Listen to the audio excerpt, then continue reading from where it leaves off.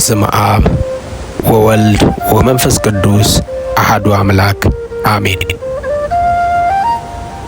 በመጽሐፍ ቅዱስ ኦሪት ዘፍጥረት መሰረት ሴት ወይም ሔዋን የተፈጠረችው ከአዳም ጎን እንደሆነ ተጽፏል። በባህላዊ አነጋገር እና በሃይማኖታዊ ትርጓሜዎች ደግሞ ከግራ ጎን እንደተፈጠረች በስፋት ይታመናል። ዘፍጥረት ምዕራፍ 2 ከቁጥር 21 እስከ 24። አዳም እንደርሱ ያለ ረዳት አልተገኘለትም ነበር። እግዚአብሔር አምላክም በአዳም ከባድ እንቅልፍ ጣለበት፣ አንቀላፋም። ከጎኑ አንዲት አጥንት ወስዶ ስፍራውንም በሥጋ ዘጋው። እግዚአብሔር አምላክም ከአዳም የወሰደውን አጥንት ሴት አድርጎ ሰራት፣ ወደ አዳምም አመጣት። አዳም አለ፣ ይህች አጥንት ከአጥንቴ ናት፣ ሥጋም ከሥጋዬ ናት። እርሷ ከወንድ ተገኝታለችና ሴት ትባል። ስለዚህ ሰው አባትና እናቱን ይተዋል፣ ከሚስቱም ይጣበቃል፣ ሁለቱም አንድ ሥጋ ይሆናሉ።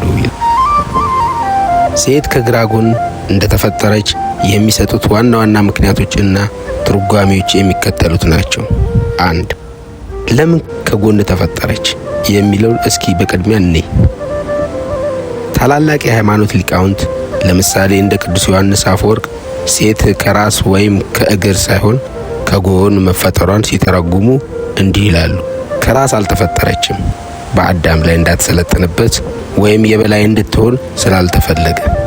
ከእግር አልተፈጠረችም፣ በአዳም እንድትረገጥ ወይም የበታች እንድትሆን ስላልተፈለገ።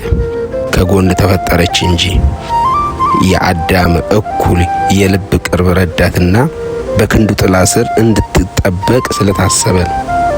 ለምንስ ከግራ ጎን ተባለ? መጽሐፍ ቅዱስ ከጎኑ ይላል እንጂ ከግራ ወይም ከቀኝ የሚል ግልጽ ቃል ባይኖርም በቤተ ክርስቲያን ትውፊት እና ትርጓሜ መጽሐፍ ከግራ ጎን መባሉ የራሱ ምስጢር አለው።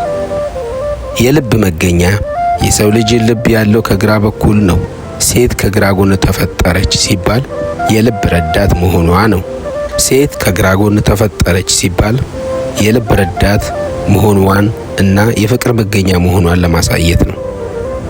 በተመጣጠነ ተፈጥሮ አዳም በቀኝ በኩል ሙሉ ሆኖ ሳለ በግራ ጎኑ ክፍት ነበር። ያንን ክፍተት ለመሙላት ሚዛኑን ለመጠበቅ ሔዋን ከግራ ተገኝታለች ይባላል። ምሳሌነቱ ጌታችን በመስቀል ላይ ሳለ ከግራ ጎኑ በኩል ደምና ውሃ ፈሶ ቤተ ክርስቲያን እንደተመሰረተች ሁሉ አዳምም ከግራ ጎኑ ሔዋን ተገኝታለች የሚል መንፈሳዊ ምሳሌ ይሰጠዋል። አንዳንድ ባህላዊ ንግግሮች ሴት ከግራ ናት የሚለው አባባል ለበታችነት ጥቅም ላይ ሲውል ይስተዋል ነበር። ነገር ግን ሃይማኖታዊ ትርጓሜው የግራ ጎን ማለት የልብ ቅርብ፣ የፍቅር አጋርና አካልን ሙሉ የሚያደርግ ማለት እንጂ ዝቅተኝነት ለማሳየት አይደለም። የልብ ተምሳሌትነት በሰውነታችን ውስጥ የሕይወት ምንጭ የሆነው ልብ የሚገኘው በግራ በኩል ነው። ሴት ከግራ ጎን ተገኘች ሲባል ለልብ የቀረበች መሆኗን ያሳያል። ሴት ልጅ በፍቅር፣ በርህራሄ፣ በስሜት ለወንድ ልጅ እጅግ ቅርብ መሆኗ ነው። ወንድ ልጅ ለሴት ልጅ ያለው ጥበቃና ፍቅር ልክ እንደ ገዛ ልቡ መሆኑን እንዳለበት ያሳየናል። ከጎን አጥንት ለምን ተፈጠረች? ከብዙ አጥንት ለምን የጎን አጥንት ወይም ጎድን ለምን ተመረጠ? የጎን አጥንት በሰውነታችን ውስጥ ጠቃሚ የሆኑ የውስጥ አካላትን ልቦናንና ሳምባን ከጉዳት የመከላከል፣ የመጠበቅ፣ የመርዳት ኃላፊነት አለው።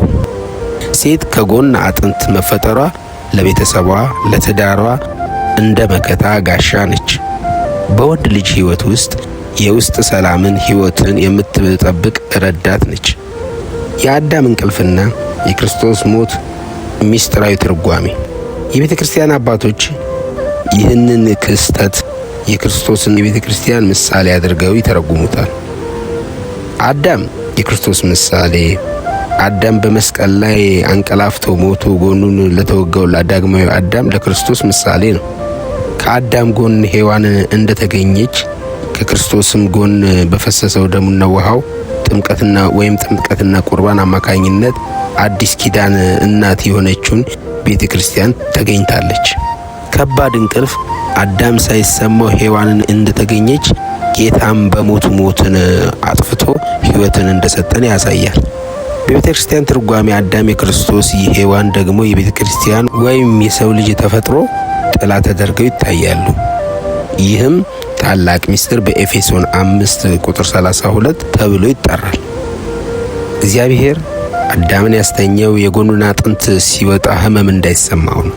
ቅዱስ ዮሐንስ አፈወርቅ ሲተረጉም አዳም አጥንቱ ሲወሰድ ሕመም ቢሰማው ኖሮ ኋላ ሔዋንን ሲያያት በሕመሙ ምክንያት ጥላቻ ሊያድርበት ይችል ነበር ይላል።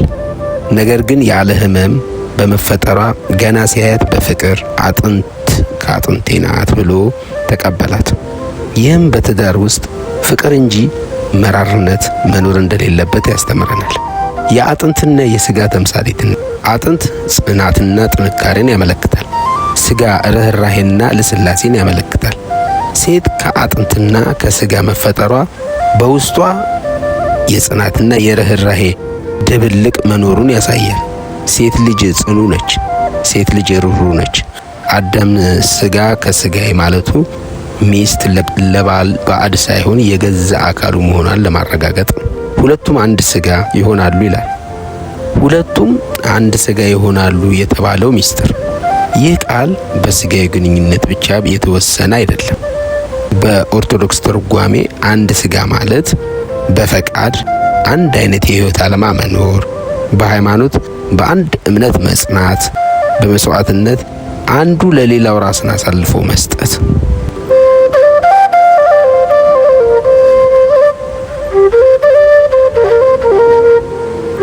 ወስብሐት ለእግዚአብሔር።